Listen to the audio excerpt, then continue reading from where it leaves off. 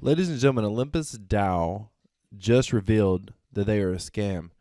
I cannot believe this. I'm a bit stunned by part of this news. Now, many of you, if you've been following my channel for a while, you know I sold a lot of my all of my Olympus DAO back in November when the price was still pretty high. I felt like the price was going to be coming back down, and I made that video, and I got a lot of hate because at the time, for the most part, the market was very positive about Olympus. But I was never negative on the project. I thought the price was going to come down, but I was still watching the project. I still liked what they were doing. I just made a video, either my last video or the one before the last video, talking about Olympus. And I've been positive this whole time about the project. I thought the idea of a decentralized reserve currency was incredible. And this morning, I'm going through and I'm looking at what's going on in the crypto projects that I'm in. I'm looking at the price of the various projects that I follow, and one of them is Olympus. I don't care as much about the other DAOs. I looked at Climate DAO for a while, and I know Wonderland has went through their drama, but this absolutely shocked me. What I just saw from another YouTuber, and I'm going to show you in a moment what this YouTuber revealed. It was mind-blowing, and he actually made a positive video. And I don't know. Look, maybe I'm crazy, and you can tell me I'm crazy in the comments. I'd love to hear it. But when what he says, which I think that he thought it was positive overall, but when he said what he said, and supposedly he heard this directly from the development team of Olympus DAO. And for me, it just shatters the whole purpose of the project. Like it's not even, in my opinion, it's not even a true decentralized reserve currency ever based off what was revealed in this video. And the reason I think it's kind of shook me up a little bit, and I'm still trying to process this, is because this morning I looked at the chart and I saw this right here. And I'm like, oh, this is interesting. Because I've been saying that at some point the price would level out, and it did. My thought was, the price may level out, and it may stay level for a while, but at some point it could start going back up. And the reason it could start going back up is because we need, in crypto, I believe there's a strong need for a decentralized reserve currency asset. And with Olympus, their project, if you come over here and look at their risk-free value of treasury assets, is growing. It's growing. It's growing. In one of my last videos on Olympus, I talked about I said they're probably earning at least $20 million a year that's going into the treasury. That's what I said. Come to find out, it's a lot more than that. I'll show you in a moment. But so I felt like, at some point, this price is going to get really close to the backing. And once it gets close to the backing, then it's literally going to be backed by crypto assets. And we've never really had that before anywhere in crypto. So I thought this is going to be very interesting. It's going to be back, and long term, I said a couple of things. I'm just recapping for those of you that may be new to the channel. I said that I thought the price of Ohm is going to get much closer to $1 in the long run because it's currently trading at a premium. Every time it trades at a premium, every epoch the supply expands, and anytime you expand supply, you decrease backing. Meaning, if the supply of Ohm, if the APY prints 10% more Ohm, then the treasury is not going to go up because they print more Ohm. So the dollar per Ohm is going to actually go down because there's more Ohm, but there's still the treasury hasn't increased yet. So I figured at some point it would keep expanding the supply until the price per Ohm, the backing per Ohm, got much closer to $1.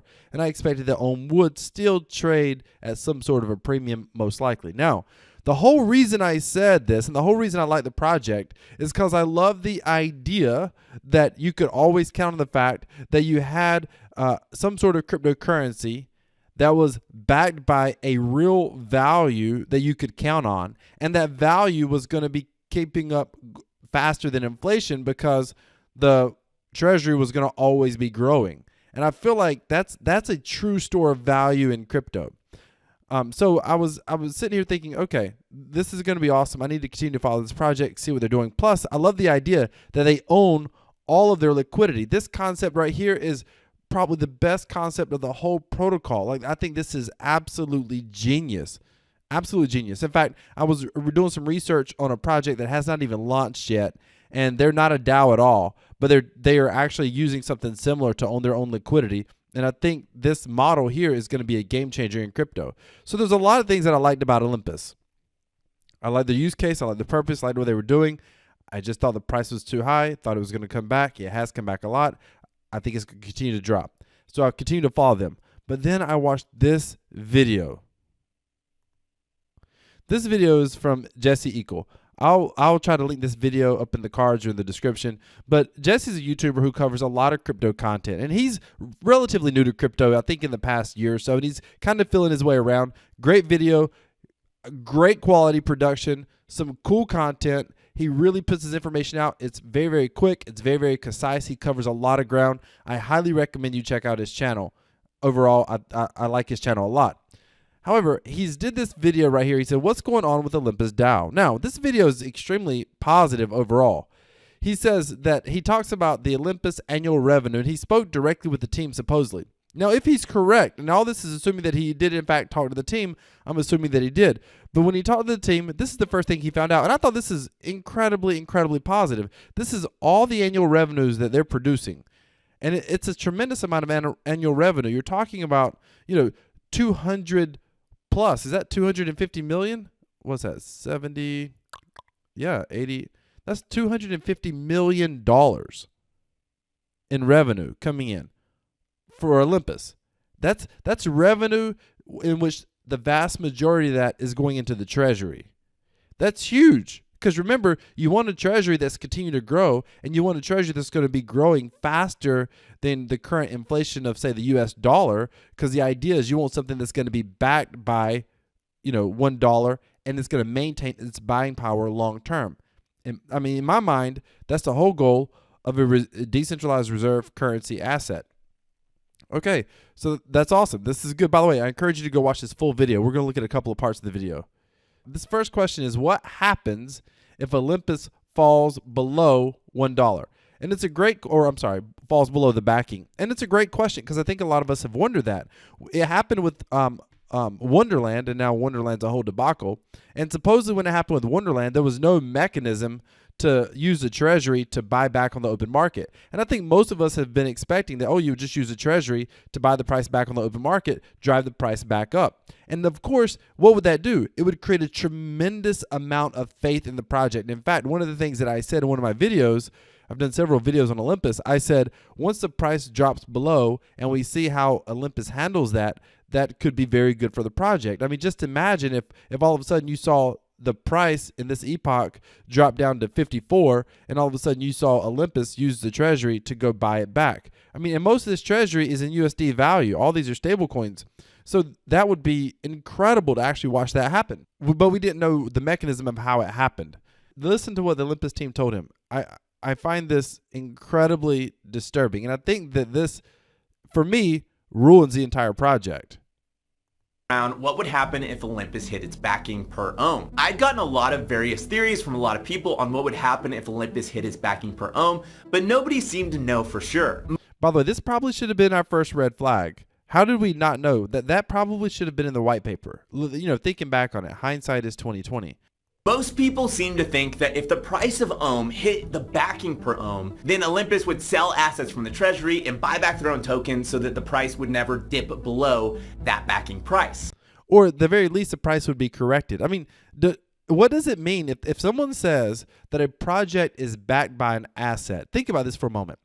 For many years, decades, the US dollar was backed by gold. That meant that you could go to the bank and redeem that dollar for gold. And at one point it was backed by silver. You could go to the bank and you could always get a certain amount of gold or a certain amount of silver for that dollar. That's what it meant. So there was always a way to retrieve the funds. And someone asked in my video, one of my last videos, said, how could you redeem your Olympus for the backing? That made total sense that there would be a way to do that.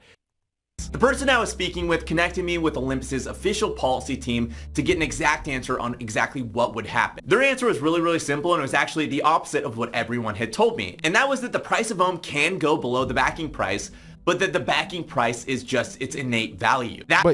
Wait, what? Let's try that again. On exactly what would happen. Their answer was really, really simple, and it was actually the opposite of what everyone had told me. And that was that the price of ohm can go below the backing price, but that the backing price is just its innate value. That made a lot of sense to me, and a really easy example if you want to understand how that works would be in the stock market. If you had a company that had $1 billion in cash, they had $1 billion in the bank in cash, but say the stock of that company crashed and the market cap of that company fell below $1 billion. That can happen in the stock market, and it does happen from time to time where the price of a company falls below the amount of cash they have in the bank. Of course, the market always ends up correcting that situation. No. See, no. He's about to say right here, okay, this is absolutely ludicrous. I could, ladies and gentlemen, you bear with me for a moment. Let me just let off this steam. And by the way, all due respect to Jesse, like I like Jesse. He's naive on this point right here. It's just this minor point. I like him. I like his content. I watch a lot of his videos. So this isn't against him. This is just where this is just inaccurate. He's saying that a publicly traded company sitting on a whole bunch of cash, their valuation is going to always rise above their cash that they're sitting on. That's just simply not necessarily true. The reason that the companies oftentimes will rise if a market cap of a company drops below a public traded stock price, the publicly traded market cap of the, Lord have mercy, I'm getting wound up right now. If the price drops, the publicly traded stock company, if it's valued at $1 billion and they're sitting on 900 million, and for some reason the overall market cap drops because the share prices drop, the reason it will get packed up is because people expect the company to do something. They know the company will most likely do something. Either they're distributing dividends or they're going to use that cash to buy back their own shares on the market at some point. Would be expected. It would be a smart move for them to do if their market cap was significantly low and they're sitting on a ton of cash. And there's a huge incentive for them to be able to help out shareholder value. So this would be self-correcting because the motives, people expect the company to do, would ultimately do something that could help correct that. Which, by the way, a decentralized reserve currency, you would think should become a long-term hodl at some point for a lot of people. To think that there's no backing, basically. They're saying, oh, the market should just fix it. The market should just correct itself. When I heard this, I was beside myself. I'm like, wait a minute, what? The policy advisors, according to Jesse, the policy advisors are not even saying that they're planning to put up a vote. It's just its innate value. And it's arbitrary. It doesn't matter. See, here's what bugs me about that. Then who owns the treasury? Who's responsible for that treasury? Because that means that this isn't truly a decentralized asset at all in any way, shape, or form. And we already knew that there was a policy team that was running it. So it was mind-blowing to hear this because it's like, wait a minute. So you're telling me that there's a treasury here and you're under zero obligation at all to use this treasury to be able to buy back? I don't even know what to think about that. Like, that's, how can you call it a reserve currency asset if your treasury is not being used to literally back the project? You're just saying it's its intrinsic value. That's not a reserve currency asset. In fact, you're saying the white paper says that this project started with one DAI backing every ohm. One DAI never backed a ohm. What the hell are you talking about? One DAI doesn't back an ohm if there's no way to redeem it. Now, let me just say, on one of my last videos when I talked about how they could fix Olympus DAO, and to their credit, someone told me about this proposal right here. Where's it at? Let's come to governance. And I kind of liked it. I think it's going in the right direction. I don't love it. I think it's going in the right direction, though. Inverse bond policy. They're going to create bonds where 99% of people were for this. I think this is a good idea for the project. It's a bonding mechanism to be able to redeem Olympus. Okay, they actually say in this article, the governance article right here, they actually say down here, it bears specific mentioning that this is not a static direct redeem mechanism. Inverse bonds will remove sell pressure from the market, but in a way that will at the same time increase the backing per ohm. Inverse bonds increase the backing per ohm by reducing the amount of ohm in circulation while paying out less than each ohm is backed. Let's read exactly what it says just because I want you to understand it. They give an example. Illustrated example. Ohm price is at 100. Backing is at 120. You see that the inverse bond price has ticked up a minimum of 5% premium. That means you'll be able to sell your ohm at 105 to the treasury instead of 100 to the market. The inverse bond price would not be able to exceed 120 because at this point it is a net drain on the treasury. So the idea being that if these two numbers switched and all of a sudden it was selling for $50 per ohm, then maybe you could get you could do some inverse bonding and you'd be able to get $51 or $52 for your ohm instead of $50 if this price dropped below the peg. I saw that and I thought, okay, that's going in the right direction, and it's really smart. It's a way to decrease the supply of ohm, and it also would increase the backing per ohm, and it continues to allow the treasury to grow. And I thought, okay, this is pretty smart. However, I still thought there would be a mechanism, a full backstop, like if the price really crashed, the Olympus DAO team would be like, don't worry about it. We'll come in and we're gonna rescue the price, or we're gonna make investors whole by simply buying it up on the market and using the treasury to do so. So the idea that they're saying, oh, this treasury is just an innate value, it's just there, then it doesn't exist. Not really. Like what's the true purpose of it? Okay, let's get back to this. Let's listen to the second question coming up. Situation, because it is kind of an absurd situation where people are valuing a company at a price below the amount of cash that company actually holds. So the price of Olympus can fall below its backing. They will not liquidate the treasury to bring it back up, but instead they rely on the market to bring the price back up because okay, catch that. Just one more time. You got to catch that. Price below the amount of cash that company actually holds. So the price of Olympus can fall below its backing. They will not liquidate the treasury to bring it back up, but instead they rely on the market to bring the price back up because it's just a situation that doesn't make sense and is pretty odd. And my last... Okay, so can we just go back to this? Sorry, it doesn't make sense. What is the value for me to hold this token? I might as well just hold DAI at this point. What is the whole point in holding this project now? And again, clearly Jesse doesn't see a problem with it. In fact, he goes on the video and says that because of everything he learned, he made a purchase in ohm. And I'm thinking, there's too many other ways to make money in crypto that the project's going to continue to go down. It's going to get close to $1. And now I'm thinking it's probably going to go below $1. What is the point in holding this project at this now? Someone let me know in the comments. How can it be a decentralized reserve currency asset? Someone let me know in the comments. What am I missing? Okay, he's got the next question coming up is very intriguing as well. Listen to this one. This question was a pretty big one, and I think it's one a lot of us have been asking about Olympus, and that's why hasn't the APY gone back up? I think all of us were kind of under the assumption that if the price were to fall rapidly like we're experiencing right now, that the APY for Olympus would jump up significantly to kind of offset that price.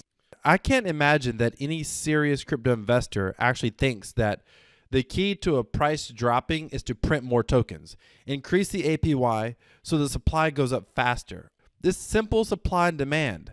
So he literally said a lot of people, and maybe there are a lot of people that believe that, because I think a lot of people in crypto are still learning how economics work. So I get that.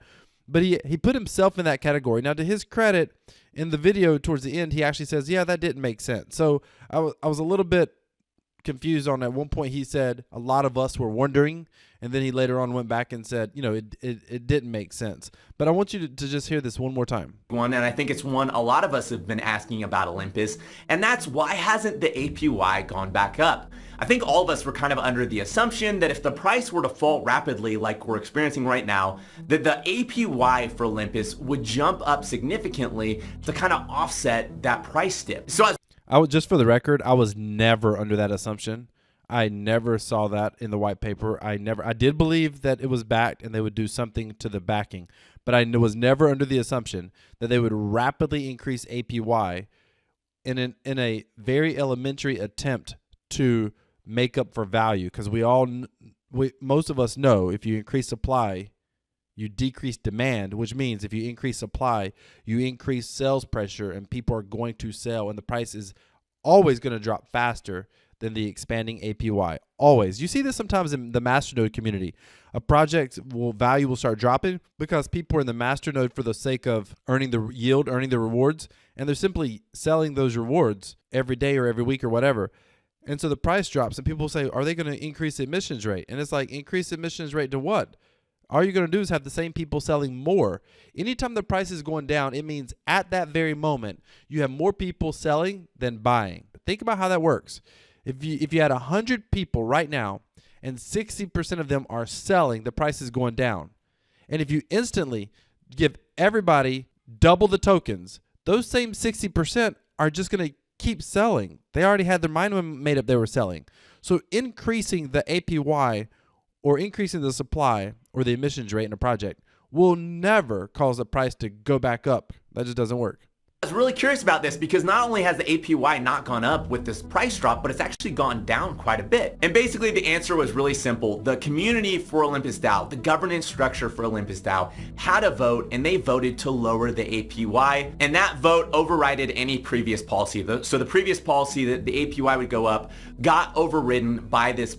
I don't think that was a policy anywhere. I don't think you can find any example of that. And this is the thing, when he said he spoke to the policy team, I'm thinking the policy team didn't say that. There was never a policy that we're going to rapidly increase supply to counterbalance the price dropping. If he spoke to the team, and I have no reason to think that he didn't, I think what he's trying to say, and I can only just guess, we thought that was going to happen, but it's not going to happen. It never made sense. Governance vote that is now reducing the APY from where it was around 8,000 to where eventually it should settle at around 1,000% APY. It's actually going to go down below 1,000% APY, just so you all know. There is, and that's in the white paper. As supply continues to expand, and supply will continue to expand, which is why price will continue to drop, then the APY will go down. That was in the white paper all along. If you want a project to maintain its value, you have to continue to lower the APY to something reasonable, eventually under 100% APY and even further. Of course, that's going to upset the guys that were looking for 10,000% APY and that sort of thing, but they don't understand that the only reason you have that 10,000% APY is because a price drop was inevitable and was expected. Every DAO has proved that. Every single one has proved it.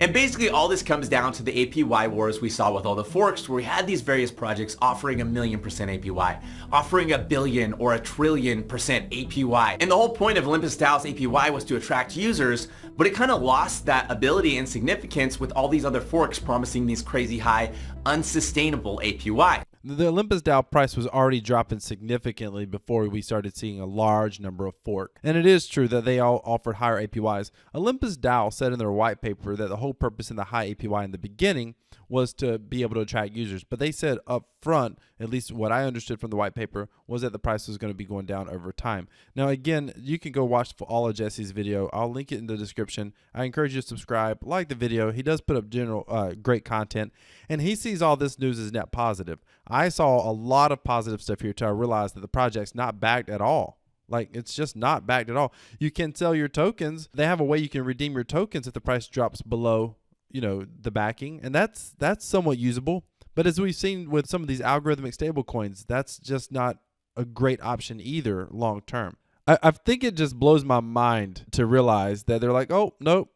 I mean, it's backing it. It's not used for any good purpose. It doesn't matter. I mean, what's the whole point of the treasury, really? If there's zero circumstances which they're going to make it available to be able to support the price. Absolute disagreements in my comments where people are like, Olympus is going to zero. And I'm like, it can't go to zero. They have a treasury. It can't go to zero. They'll just buy it up at some point. So the idea that it's like, oh no, we have this treasury, 200 million a year is getting made off of this treasury, but we're just going to tell you that it backs every ohm. Let me know in the comments. Is that just not the craziest thing you've ever heard? Am I off base? Do you agree or disagree with me? Let me know. By the way, Jesse didn't know I made this video. We're not collabing on this in any way, shape, or form, and I couldn't make my video without his video, so do me a favor and go subscribe to his channel, please. Thank you so much for watching, ladies and gentlemen. Decentralized cryptocurrency equals freedom. This is Crypto Wealth. I'm out.